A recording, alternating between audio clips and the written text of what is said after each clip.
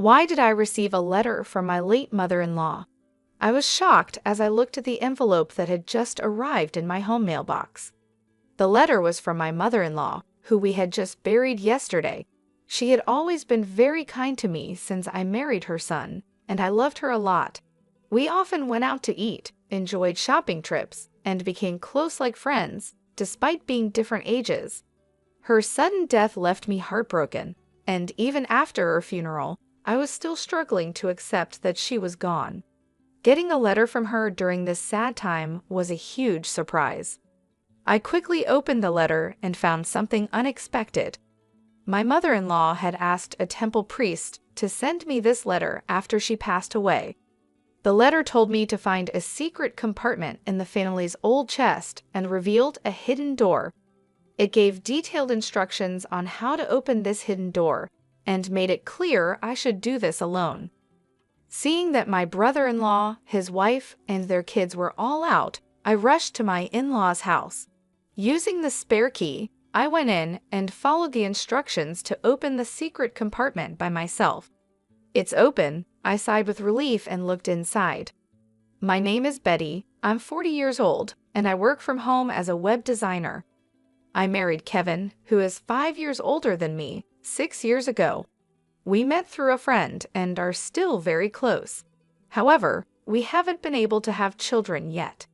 Both of us love kids and wanted to start a family soon after getting married, but it hasn't happened. I used to feel very sad about this, but there was always someone who was kind to me despite it all, my mother-in-law. Betty, don't worry so much. There's no need to rush," she would say. "Hey, how about we go to the new waffle place near the station for a change?" My mother-in-law always encouraged me and spoke comforting words. She was bright, kind, and caring, and I loved her deeply. She often helped me, and over time, I worried less about not having children. Though I still want children, I've decided not to go for intensive infertility treatments, but to let things happen naturally. Since my husband Kevin often travels for work, my mother-in-law and I usually go out to eat or shop together when he's away. We've grown close, just like friends, despite our age difference. She lives nearby with my brother-in-law's family, who have 4 children. Although she gets along well with them, my brother-in-law and his wife often insult my husband and me for not having children. "Betty, you haven't had any children yet. We have 4 lovely kids here. Being childless is unfilial. Cut ties with your mother-in-law soon," Lisa, my brother-in-law's wife, would say smugly, and my brother-in-law Brian would agree, saying, "Lisa's right." Well, Kevin has never been impressive anyway. Even if you had kids, they wouldn't amount to much. Initially, my husband and I would respond to such cruel remarks from my brother-in-law's family. However, since they never listened, we gradually stopped reacting and tried to avoid them as much as possible. They treat us disrespectfully but act very nicely in front of my mother-in-law. We haven't told her about their behavior to avoid causing her worry. One holiday, my husband, my mother-in-law, and I planned to go out for a meal together. When we arrived at my parents-in-law's house, she wasn't waiting outside as usual. "Is she not ready yet?" I wondered aloud. "She should be coming out soon," my husband replied. We didn't think much of it and waited. However, as time passed 10 minutes, then 15, she still didn't appear or answer her phone. I wondered what was going on with your mom. I started feeling uneasy and increasingly anxious. We rang the doorbell of my parents-in-law's house, but there was no response. We decided to use the spare key to enter. "Hey, Mom," my husband called out as he took off his shoes at the entrance, but still, there was no reply from inside. With a bad feeling, we quickly searched for my mother-in-law, and then we found her collapsed in her bedroom. "Oh my God," I exclaimed as I rushed to her side, and my husband immediately called for an ambulance. It seemed that my brother-in-law's family was out because no one else was at the house besides my mother-in-law. The ambulance arrived in about 15 minutes, and she was swiftly taken to the hospital, but unfortunately, she passed away there. It was a stroke. My husband and I were heartbroken by the sudden loss, and we cried a lot. Despite our grief, we knew there were many things to do, like preparing for her funeral. The funeral was to be a family affair, and my brother-in-law took on the role of the chief mourner. To honor my mother-in-law, my husband and I worked together with him on the preparations. However, even during the planning with relatives and discussions with the funeral home, my brother-in-law seemed reluctant and showed no signs of grief. He did his duties at the wake and funeral, but often he would call my husband over after talking briefly with relatives, and then abruptly leave, which offended them. During the post-funeral gathering with relatives, my brother-in-law was the first to sit down and refused to get up even when my husband urged him to greet the guests. He just sat there drinking his beer, and his wife did the same. So my husband and I went around, thanking the relatives for coming and sharing memories of my mother-in-law. Seeing his parents just eating and drinking seemed to set a negative tone for the gathering. My brother-in-law's 4 children were busy playing games, laughing loudly and playfully nudging each other, creating a mood that didn't seem right for after a funeral. None of my brother-in-law's family seemed sad about my mother-in-law's death. The other relatives noticed this and didn't try to talk to my brother-in-law and his wife. They just said goodbye and shared memories with my husband and me. Despite the obvious change in the relatives' attitudes, my brother-in-law's family didn't seem to care. They kept ordering more beer, talked about inheritances, and planned trips, even though we were supposed to be mourning. It was disrespectful, considering how much my mother-in-law had done for them while she was alive. I couldn't help but look at them with disapproval. The next day, my husband left early for some errands, and I was at home planning to check the mailbox for the newspaper. That's when I noticed a letter. Wondering who it could be from, I saw it was addressed to me. To my surprise, it was from my mother-in-law. Opening the letter in the living room, I found something unexpected. The letter said that my mother-in-law had arranged with a temple priest to send it after she passed away. It had instructions on how to open a hidden compartment in a chest and the contact details of the family lawyer. There was also a note to make sure I opened it by myself. I read my mother-in-law's letter over and over. Though she was slender, her handwriting was bold and strong. I took a deep breath, touched by the strong strokes of her writing that reflected her strong character. Glancing at the clock, it was 8:20. No one should be at my in-laws' house now. The kids would be at school, and according to a social media post by my brother-in-law's wife, they had left early that morning. With this in mind, I quickly got ready to go to the family home. This morning, I saw that they were planning an outing together. They even sent their children to school, even though it was the day after our grandmother's funeral. They seemed eager to enjoy their day off. If their post was accurate, there should be nobody at the family home. I realized I had to go now, or I might not get another chance. When I used the spare key to open the front door of my in-laws' house, I entered slowly. It was sad that my mother-in-law, who always greeted me with a smile, wasn't here. Holding my aching chest, I went into her room. The chest, an old piece that belonged to my mother-in-law, opened smoothly, perhaps because she took care of it. Just as the letter said, I found a hidden door at the back of a drawer. Thank goodness it's open. I sighed in relief as I managed to open it safely. Inside, there was another document along with what was written in the letter. What is this? I stared at the documents, feeling my mother-in-law's love and tears almost spilling. I felt like staying there and crying, but I had to leave quickly. It wouldn't be good if someone came back and saw me, especially since the letter said to do this alone.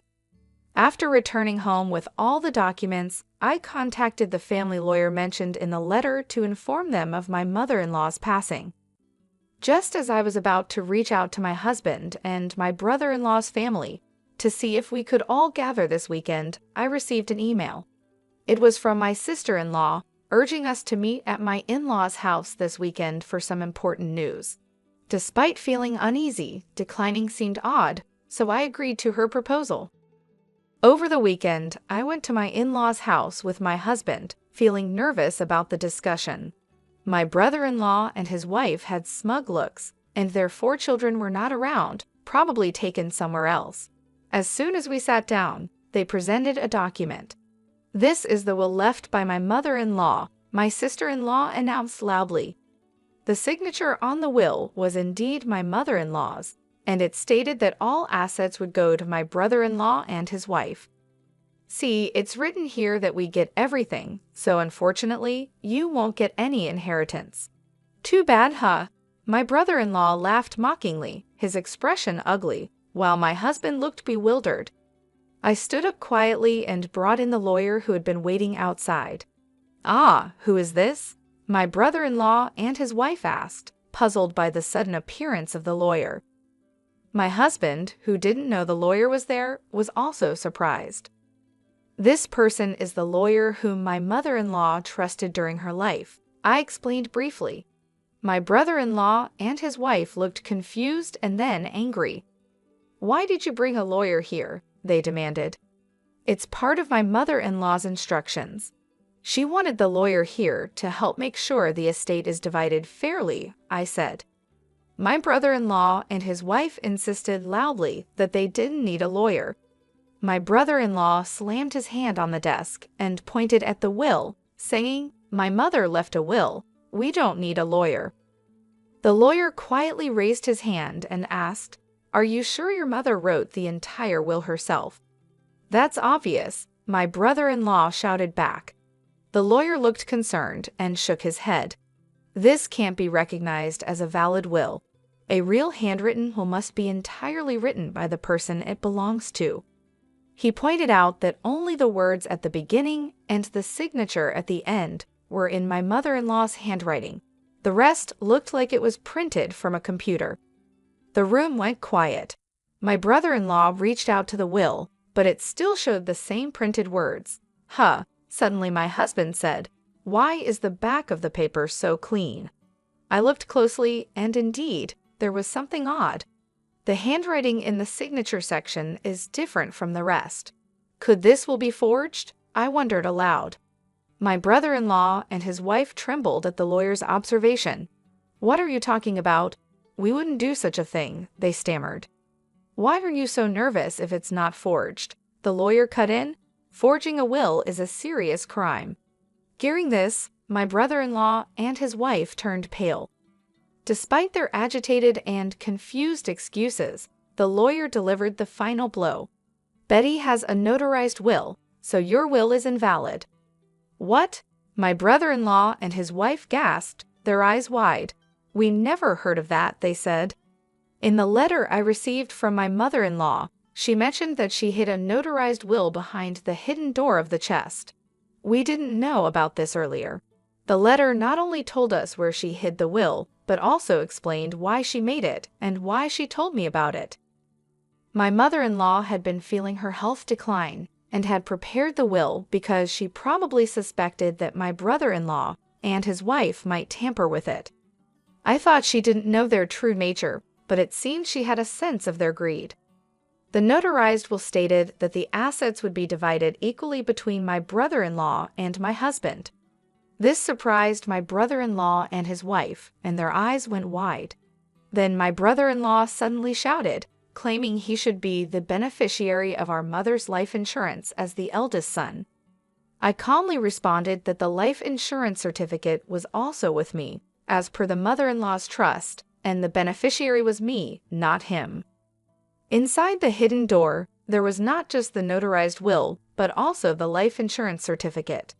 My brother-in-law and his wife couldn't believe it. They kept saying they knew nothing about this. The lawyer explained that changing the beneficiary of a life insurance policy doesn't necessarily require informing the original beneficiary. My brother-in-law was upset and slammed the table. My husband turned to me, anxious, and asked when his mom had entrusted these things to me. I smiled and explained that it was written in the letter from his mother.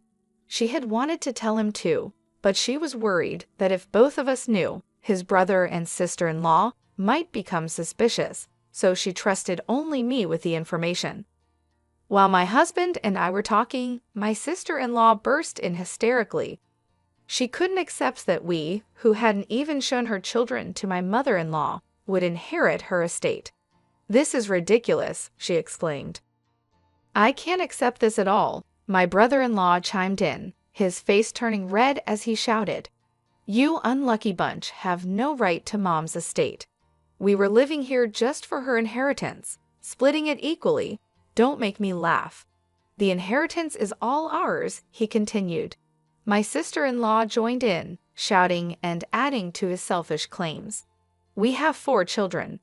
As compensation for you not showing my mother-in-law any grandchildren, you should give all of her inheritance to our children for their future. We have shown her 4 grandchildren, so we are much more deserving than you." Despite my sister-in-law's aggressive tone, I stayed calm. "What you're saying doesn't make sense. Please calm down," I said. My calm demeanor seemed to infuriate her even more. "Your calm attitude annoys me so much. Just give us the money already. You're a useless, childless woman," she yelled and lunged at me. My husband and the lawyer stepped in, but before they could stop her, my sister-in-law punched me in the head. Ouch! She had several large rings on her fingers, so it felt like being hit with makeshift brass knuckles. I cried out in pain. "Stop it." My husband and the lawyer pulled my sister-in-law away, but she tried to reach for me again in her agitated state. "Give us the inheritance. I deserve it all more than you do. I have 4 children," she shouted, her eyes bloodshot and her face twisted with anger. My brother-in-law egged her on, encouraging her to hit me more. Enraged, my husband called the police. When the police arrived shortly after, he and the lawyer explained the situation.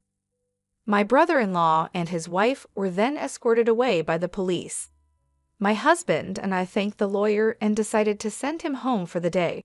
What was supposed to be a discussion about creating an estate division agreement turned into a chaotic ordeal. My husband and I agreed to bring a gift of apology another day. He was deeply concerned about me being hit by my sister-in-law, but seemed relieved when I told him the headache had completely subsided after the tumultuous events. I murmured, "It's been quite an intense time." Then my husband brought up something unexpected. "Hey, Lisa seems to constantly talk about the children. You know, she always boasted about showing Mom 4 grandchildren and how great she was. And don't you think she's overly fixated on money?" Indeed, my sister-in-law had been excessively promoting her children and seemed really focused on money during the earlier argument. "Well, she has been quite vocal about the children for a while, and her obsession with money was indeed extreme. Her expression while hitting me was terrifying," I replied. "Yeah, you're right. It's a bit abnormal," he said, and then fell silent. "What's wrong? Is there something bothering you?" I asked, not understanding what he was getting at. "Well, there's something bothering me, and I'm considering suggesting it to my brother. I think it might be a good idea to have DNA tests done for their 4 children." My husband's response surprised me. "DNA tests?" "Yeah, and I'm also thinking about proposing a background check on Lisa. Something doesn't sit right with me. It's just a gut feeling." Although I thought it might be unnecessary, my husband's intuition had been accurate in the past. "Okay, if that's what you suggest, let's propose it to your brother later on," I agreed. When my husband told my brother-in-law about the idea, he ridiculed and yelled at him extensively. "Just because you don't have kids yourselves, don't doubt ours," my brother-in-law shouted. But before parting ways, he took some materials about DNA testing from my husband. Perhaps he had some doubts as well. The first revelation came from the DNA testing between my brother-in-law and his children. It turned out that 3 out of the 4 children didn't share his blood. I was a bit suspicious of the youngest child because they didn't look much like any of us, but I was surprised about the middle one too. My husband was speechless, and my brother-in-law decided to investigate his wife's background thoroughly. The results were shocking. It turned out that my sister-in-law had relationships with multiple men, even before marrying my brother-in-law. Recently, her affairs were discovered by the wives of her lovers, who then demanded compensation. Since my sister-in-law was at home more often than my brother-in-law, she was able to hide any evidence like registered letters. The compensation demanded was far more than she could afford from her earnings or savings. It became clear that she was determined to get her hands on my mother-in-law's inheritance at any cost. Eventually, the situation escalated, and my brother-in-law and sister-in-law ended up in a violent fight, throwing things and hitting each other until the neighbors, unable to stand the noise, called the police. Both were taken into custody, facing charges for forging the will and now additional charges of assault. Further police investigation revealed they had committed theft and harassed wealthy individuals among other offenses. Eventually, they both ended up in jail. As for the future of the 4 children they left behind, my husband and I were deeply troubled. Since my mother-in-law's passing, we were the closest relatives. We considered taking them in, but decided against it after much thought. The children had been influenced so much by their parents that they casually insulted us as childless incompetents. The oldest at 19 should know right from wrong, and the youngest at 7 should understand proper behavior.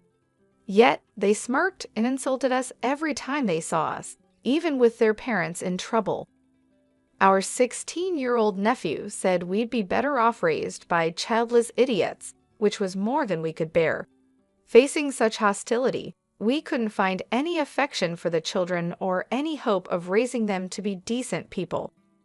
Ultimately, we contacted my sister-in-law's parents and decided to sever ties with the children. It seems the children understood our decision, as our nephew said, "I'd rather live in Grandma's old shack than with the brainless, childless couple." With those words, we felt it was best to leave things as they were. We haven't told the children that the younger 4 aren't biologically related to my brother-in-law. Whether we share this fact or not, we leave it to the relatives of my brother-in-law and his wife to decide. My husband and I decided to move to a distant place, using the inheritance from my mother-in-law to start anew. We moved to a place full of greenery and nature, where we quickly felt at home. There's a charming waffle shop near our house, and every time we pass by, we wish my mother-in-law could have visited it with us. Soon after the move, I found out I was pregnant. When the Prig Betty test showed a positive result, I couldn't help but scream with surprise and happiness. Later, the doctor confirmed that I was indeed pregnant. Both my husband and I cried tears of joy as we hugged each other. My mother-in-law would have been so happy if she were still alive. Additionally, the business plan I had been secretly preparing is progressing well. Both my husband and I are working hard, looking forward to the arrival of our child and enjoying fulfilling days full of happiness.